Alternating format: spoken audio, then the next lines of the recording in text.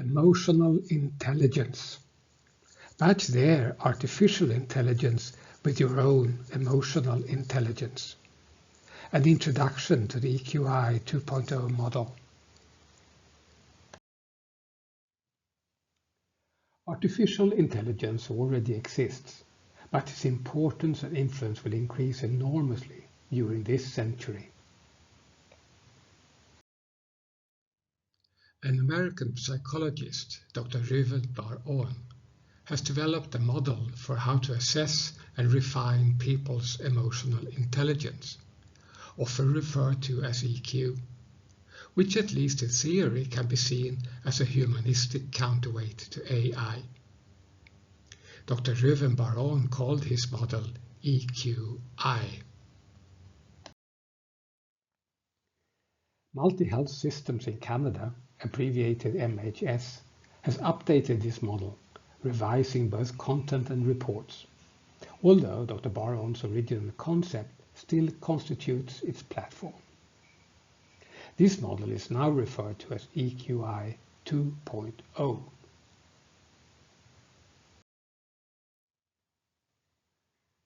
When you hear and read this introduction, please keep in mind that the program introduced here is a study activity, not a counseling activity.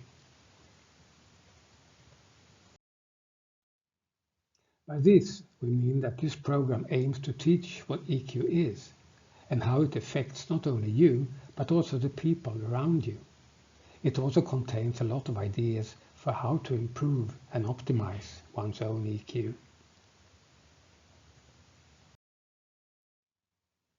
As it is only possible to relate to the content of this program and fully realize the benefits of strengthening one's own EQ if one has one's own personal profile in hand, everyone will need to do an EQI 2.0 test before starting the program.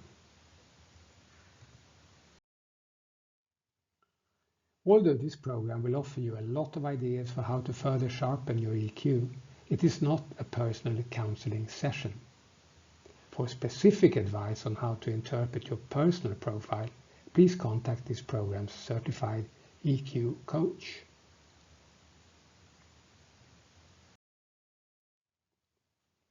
The EQI 2.0 model looks and should be understood as follows. This is what MHS calls the wheel. We will go into detail in just a minute. The overarching idea is to view people's emotional intelligence through 5 composite scales, where each such scale is assessed along 3 subscales. Each program participant will initially do an online test provided by MHS.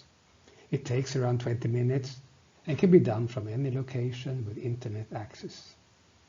MHS processes all results online.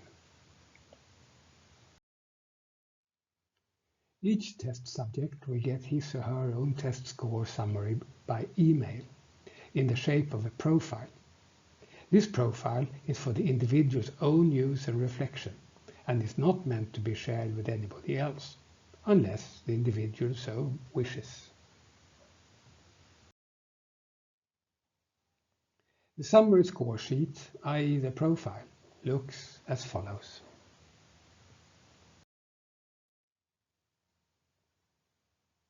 We will soon come to the details of this summary sheet. As you may have noticed from both the wheel model itself and the score sheet, there is a color coding that indicates how the different scales relate to each other. This indicates that individual scores are related to other individual scores. This in turn suggests that although any individual scores may be indicative of some personal traits or habits, it is not possible to fully interpret it until put in the overall context represented by the wheel. So, let us go back to the model itself and discover how the 5 composite scales build on each other and how they break down in subscales. The wheel looks like this, and the scales are as follows.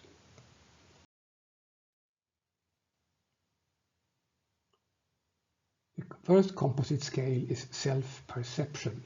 That includes self-regard, self-actualization, and self-awareness. The second composite scale is self-expression. The subscales here are emotional expression, assertiveness, and independence. The third composite scale is interpersonal, including interpersonal relations, empathy, and social responsibility. The fourth composite scale is decision-making, including problem-solving, reality testing, and impulse control. And the final composite scale is stress management, which includes flexibility, stress tolerance, and optimism.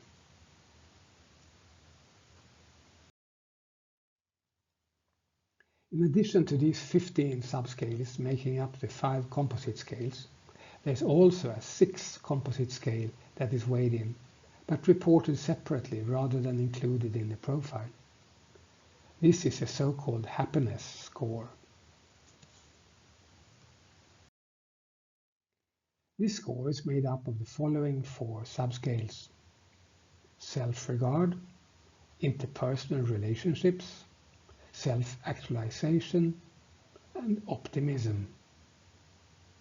Your happiness score will hence be reported independently.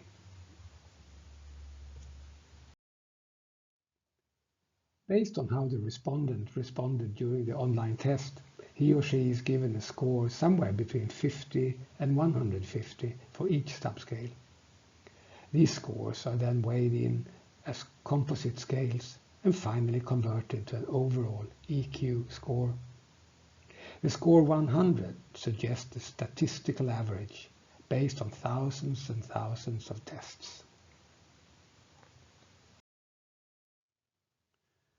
From here, the respondent can get an idea in which areas he or she got a higher score and where he or she got a lower score than the statistical average.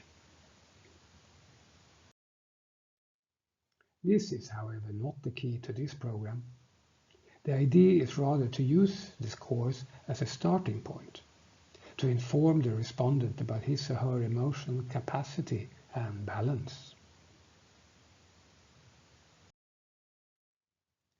From here on, will each section of this introduction have its own focus. Try to finish each section before taking a break. That will help you get the hang of how you can make the best use of this program.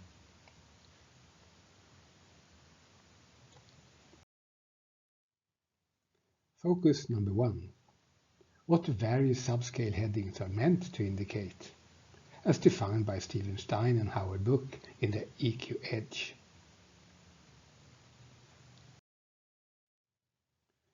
Please remember and agree.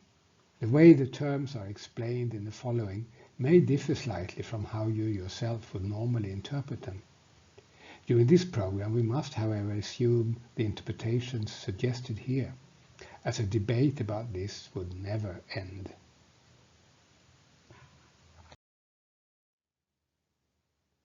Emotional intelligence is, as defined by MHS, a set of emotional and social skills that influence the way we perceive and express ourselves, develop and maintain social relationships, cope with challenges, and use emotional information in an effective and meaningful way.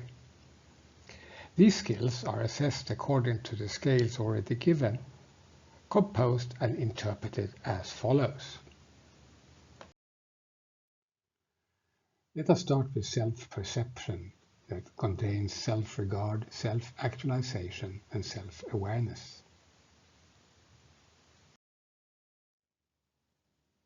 Self-regard. Self-regard means respecting oneself while understanding and accepting one's strengths and weaknesses. Self-regard is often associated with feelings of inner strength and self-confidence. What would you expect your own score to be on this subscale?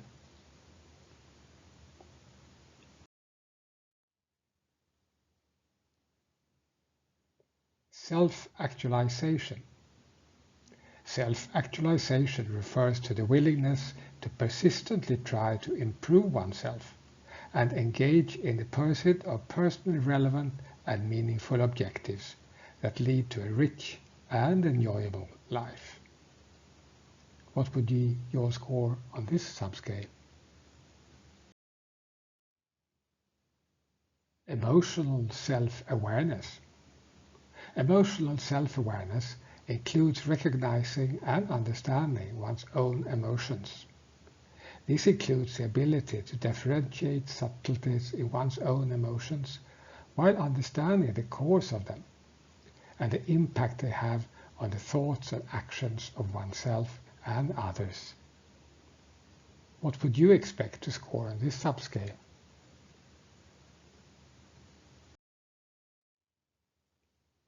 We now move on to self-expression, comprising emotional expression, assertiveness, and independence. Emotional expression. Emotional expression is about openly expressing one's feelings, verbally and non-verbally. What would you expect to score on this subscale?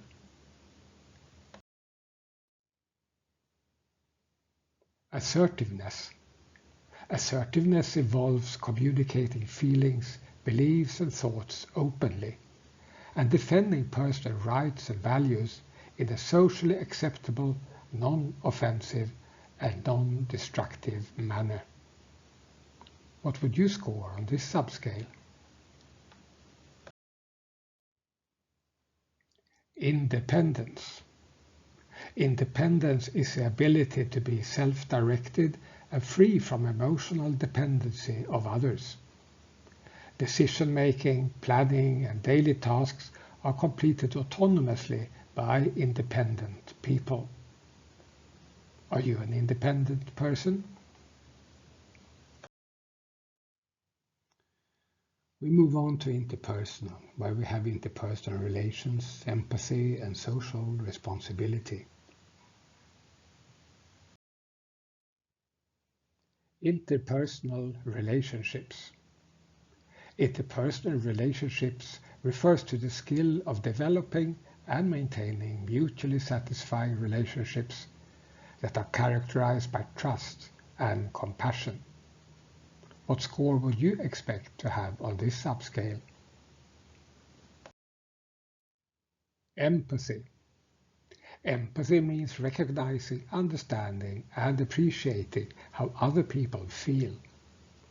Empathy involves being able to articulate your understanding of another's perspective and behaving in a way that respects others' feelings. Are you an empathic person? Social responsibility.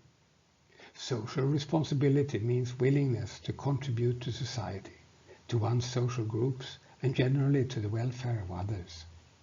Social responsibility involves acting responsibly, having social consciousness, and showing concern for the greater community.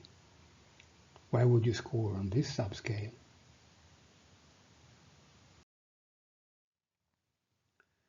We now come to decision making, including problem solving, reality testing, and impulse control.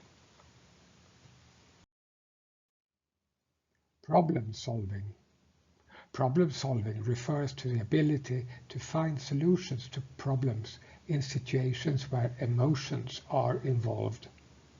Problem solving includes the ability to understand how emotions impact decision making. What would you expect your own score to be on this subscale? Reality testing. Reality testing is a capacity to remain objective by seeing things as they really are. This capacity involves recognizing when emotions or personal bias can cause one to be less objective. Are you a realistic person? Impulse control. Impulse control refers to the ability to resist or delay an impulse, drive, or temptation to act, and involves avoiding rash behaviors and decision making. Are you an impulsive person? And finally, we have stress management that includes flexibility, stress tolerance, and optimism. Flexibility. Flexibility is adapting emotions, thoughts, and behaviors to unfamiliar, unpredictable, and dynamic circumstances and ideas. Are you a flexible person? Stress tolerance. Stress tolerance involves coping with stressful or difficult situations and believing that one can manage or influence situations in a positive manner. Are you good at tolerating stress? Optimism. Optimism is an indicator of one's positive attitude and outlook on life. It involves remaining hopeful and resilient despite occasional setbacks. Are you an optimist? What we hope you will bring with you from this initial presentation is first and foremost your expectations regarding your own scores.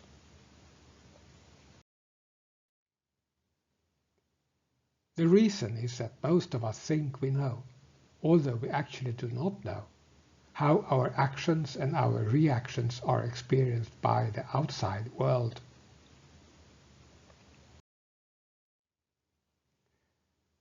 It is therefore important for all of us to continuously try our best to develop a healthy and balanced emotional intelligence. Do you need a break, a snack, or a nap, or perhaps to check your inbox? Please take your time and continue with this introduction as soon as you have re-energized yourself. Focus number 2. Why it is more important to balance than to maximize your EQ points. In a totally balanced profile, all subscales are within a range of 10 points. Although this may not be a very common result, it can be worth thinking about.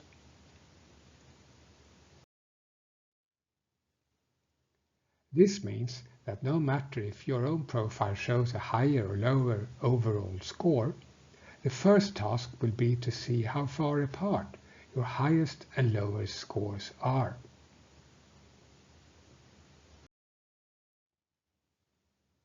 If the gap is more than 20 points, this could be a good point of departure for EQ development processes. A narrower gap between the highest and lowest scores suggests a more balanced person. This means that others can trust his or her reactions and responses, and that these are in harmony with the person they know him or her to be. This makes it easier for others to relate to him or her, as well as to socialize or work with him or her.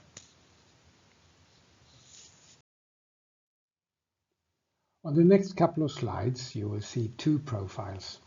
Mr. Low has a total score of 104, which is still 4 points higher than the overall population's average. And Mr. High has one of 112, which, statistically speaking, is high. But look carefully at how these scores are distributed. Mr. High is higher on almost all scores in the first column, plus optimism, but he is also higher in terms of spread.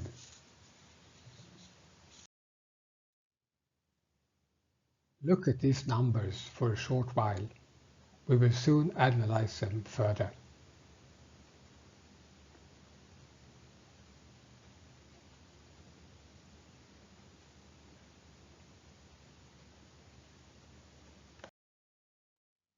As you saw in the chart, Mr. High was actually lower on 6 out of 15 subscales. All these 6 subscales are work-related. In case you missed that, the chart will reappear on the next slide. This indicates that, depending on your aim, a higher total is not always better. Look at all these red numbers. That is why Mr. High has a lower score than Mr. Low.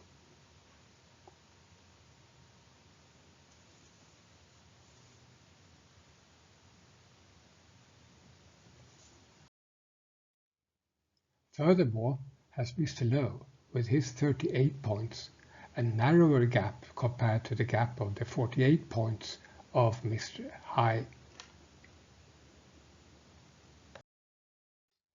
MHS recommends us to strive for a balance between each individual subscale and at least 3 other particular subscales. Which these 3 balancing subscales are will be discussed under each respective module, but 4 subscales act as balancing subscales to several more such than what the others do. These are self-awareness, interpersonal relationships, problem solving, and reality testing.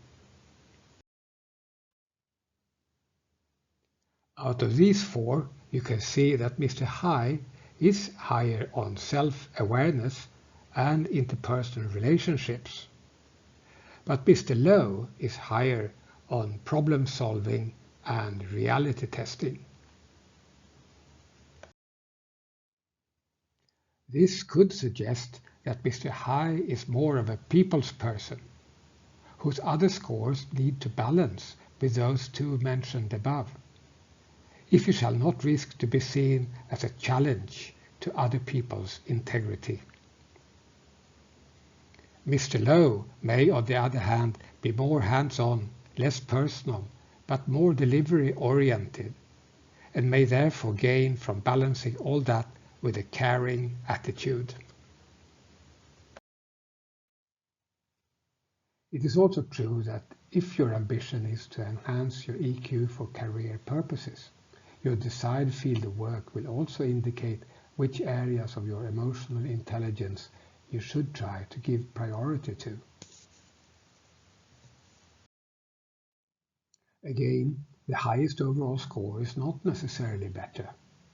Instead, certain areas or subscales have been statistically found to be particularly valuable in certain types of jobs, along which too wide a spread should be recognized and targeted for moderation. Here you see a list of various jobs, areas of work, and the ranking from 1 to 5 for which subscales are suitable to give priority to for each one of those areas of work. This chart will also be available for printout.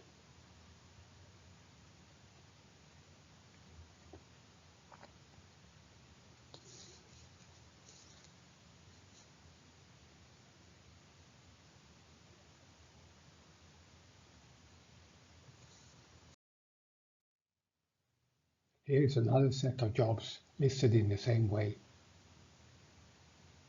And remember, you can print these charts out and look more carefully at them at a later point in time. As you can see from all this, scores are only relevant when put in context. Analyzing someone's strong areas of EQ, as well as a spread in the light of what he or she currently does, as well as what he or she would like to do in the future, will prepare him or her for his or her own EQ development project. This program explains how. Do you want another break? A cup of coffee or tea? Or perhaps a glass of fresh juice? Please take your time and continue with this introduction as soon as you have re-energized yourself. Focus number 3. Leverage. which subscales can constitute the key to an optimized EQ. As you will soon see, it is quite possible to determine which areas of emotional intelligence someone should try to strengthen. This could either be where he or she scored the lowest or, and perhaps more importantly, where his or her scores differ the most from the other subscales that the slightly lower score relate more specifically to. During Module 1 to 15, we will examine the details of each subscale, what it means, and how it relates to other subscales.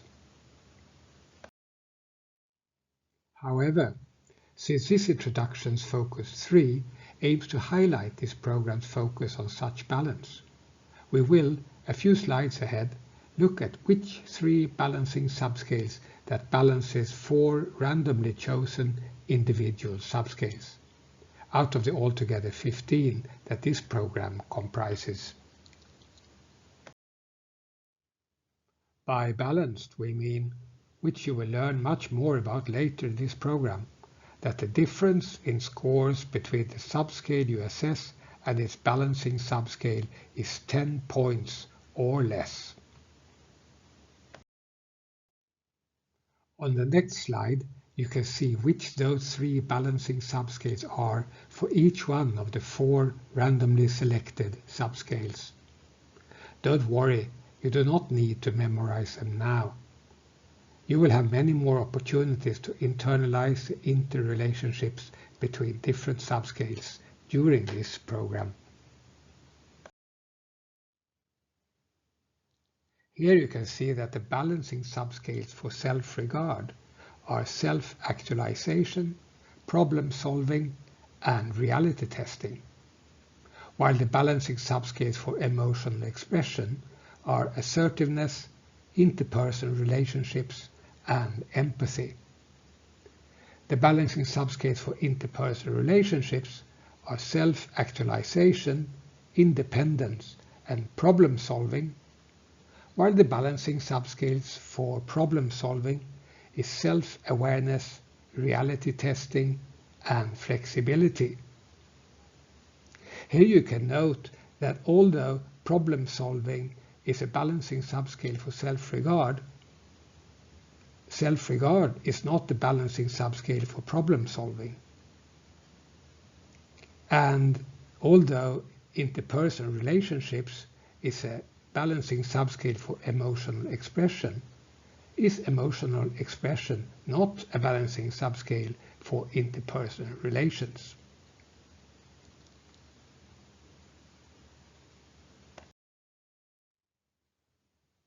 From that chart, we mainly want you to recognize that one needs to view one's score sheet less as a profit and loss account and much more as a balance sheet. A strong balance sheet is not necessarily the biggest, but the one where assets and liabilities are in harmony. Likewise, a balanced EQ is more useful than one with peaks of high scores but with large gaps between highs and lows.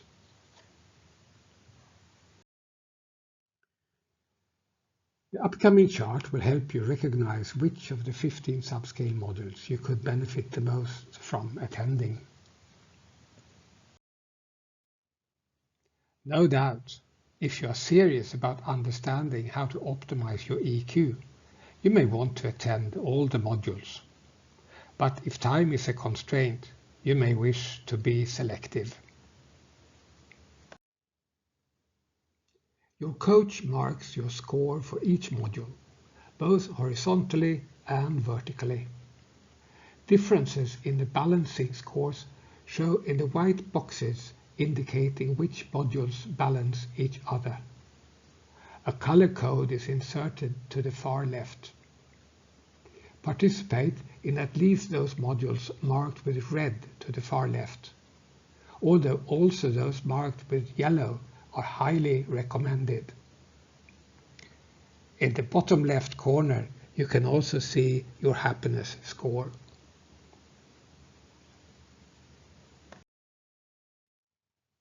Now you're almost done.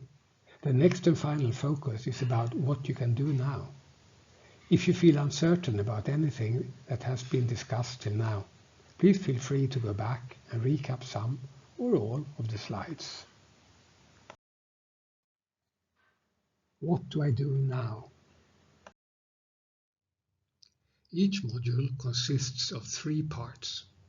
Part 1, what this subscale means and how it can affect your life. Part 2, this subscale and culture.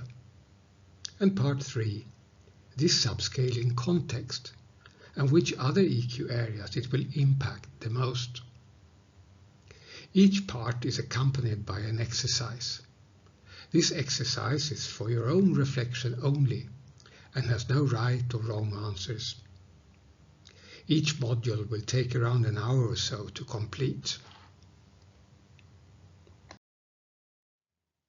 The EQI 2.0 test generates a profile you will use to analyze the outcome generated by the computer program based on your answers. The questions are quite a few, but very easy to answer. Why you do not need any particular pre-knowledge, just honesty and some self-awareness. Your answers are and remain your private property and will not be shared with anyone else.